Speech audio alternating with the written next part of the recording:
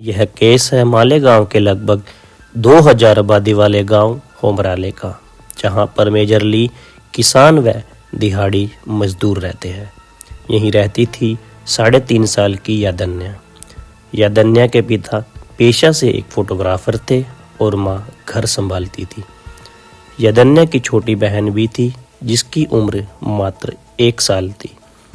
16 नवंबर 2025 शाम 3-4 बजे करीब यादन्या रोज की तरह बरामदे में खेल रही थी। उस वक्त उसकी दादी, माँ व आंटी घर के अंदर उसकी छोटी बहन के साथ थे। कुछ ही देर बाद उन्हें एहसास हुआ कि यादन्या के बाहर खेलने की आवाज़ नहीं आ रही है। शुरुआत में उन्हें लगा शायद वो आस पड़ोस में खेल रही होगी, पर आधे घंटे से ज़्यादा समय बीत जाने पर भी यादन्या घर नहीं लौटी तो उनकी घबराहट बढ़ गई। यादन्या के पिता उस वक्त फोटोग्राफी के काम से बाहर गए थे। आस पड़ोस से लेकर गली मोहल्ले वालों तक सभी यादन्या की खोज में लग गए। शाम हो रही थी और अंधेरा बढ़ रहा था, जिससे उम्मीदें भी टूटी जा रही थी। ऊपर से यह एक छोटा सा गांव जहां न कोई सीसीटीवी और न ही कोई प्रॉपर लाइटनिंग थी। शाम के लगभग 7:30 बजे गांव वाले यादन्या को ढूंढते ढूंढते घर से 300 मीटर दूर मोबाइल टावर तक चले गए, जहां कंपाउंड हॉल में झाड़ियों में यादन्या की लाश मिली, जिसके शरीर पर चोट के कई निशान थे और सिर को किसी भारी पत्थर से कुचल दिया गया था, जो उसकी लाश के पास ही पड़ा हुआ था। एक नन्ही सी बच्ची का यह हाल देखकर सभी के रोंगटे खड़े हो गए और दिल दर्द से भर गया। घर से मात्र 300 मीटर दूर ही बॉडी का मिलना यह इशारा कर रहा था कि कातिल आसपास का ही है और इस अपराध को इसी गांव में किया गया है। पुलिस ने जब घर वालों और गांव वालों से पूछताछ शुरू की तो पता चला कि यादन्या हमेशा घर के बाहर ही बच्चों के साथ खेला करती थी।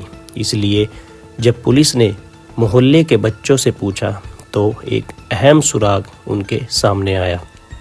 उन बच्चों ने बताया कि एक अंकल यादन्या को चॉकलेट दिलाने के लिए ले गए थे।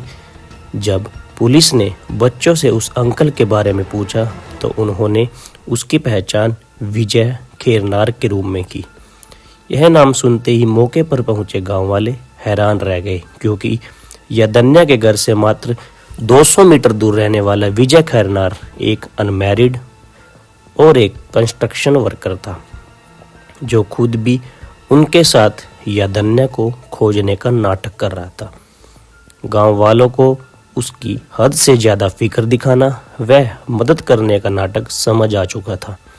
रात लगभग 8:30 बजे पुलिस विजय खेरनार को अरेस्ट कर मेलगांव तालुका पुलिस स्टेशन ले आई और अच्छे से खातिरदारी के बाद उसने अपने जुर्म की दास्तान बतानी शुरू की। विजय का कुछ दिन पहले यादन्या के पिता के साथ झगड़ा हुआ था और इसी का बदला वो उनसे लेना चाहता था, पर उसने इसके लिए बेहद घटिया व घिनौना रास्ता चुना और यह वजह थी शराब के नशे में डूबे विजय ने 16 नवंबर 2025 की शाम 3-4 बजे करीब यादन्या को घर के बाहर खेलते देखा तो उसके दिमाग में यह शैतानी ख्याल आया, जिससे अंजाम देने के नाम पर यादन्या को चॉकलेट दिलाने के नाम पर मना लिया।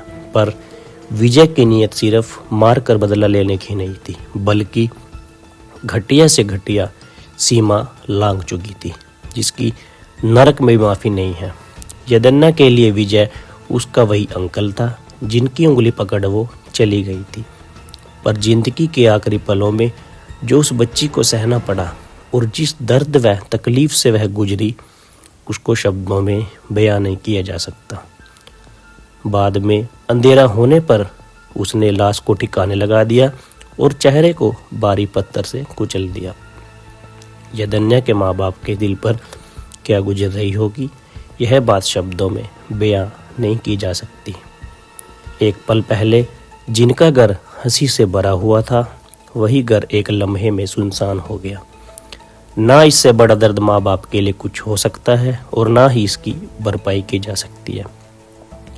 विजय खैरनार को बीएनए सेक्शन 66 और सेक्शन 103 के तहत अरेस्ट कर लिया गया है।